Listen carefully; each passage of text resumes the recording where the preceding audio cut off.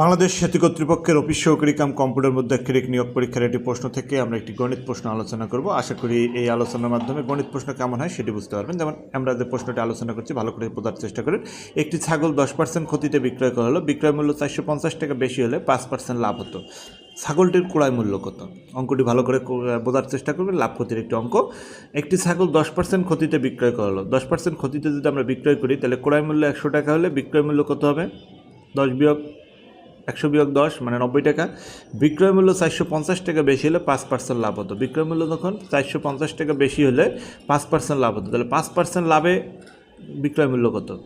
5% লাভে বিক্রয় মূল্য হচ্ছে 100 টাকা, ক্রয় মূল্য হলে 5% লাভ হয় 105 টাকা।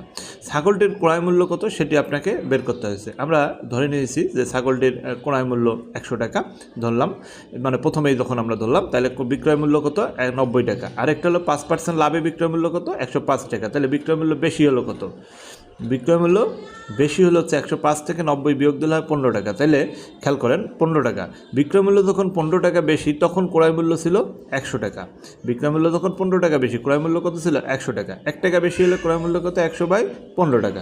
তাহলে প্রশ্নে বলা আছে বিক্রয় মূল্য 450 টাকা বেশি, বিক্রয় মূল্য 450 টাকা বেশি, বিক্রয় মূল্য 450 টাকা বেশি হলে ক্রয় মূল্য কত? কাটাকাটি করলেই অঙ্কটি হয়ে যাবে। ক্লিয়ার? ঠিক এইভাবেই আপনাকে অঙ্কগুলো বুঝে করতে হবে। আর এজন্য নিউমেরিক জব প্রিপারেশন বইটি আলাদা আলাদা নিয়োগ পরীক্ষার জন্য বই না কিনে একটি বই ভালো করে পড়ুন, নিউমেরিক জব প্রিপারেশন।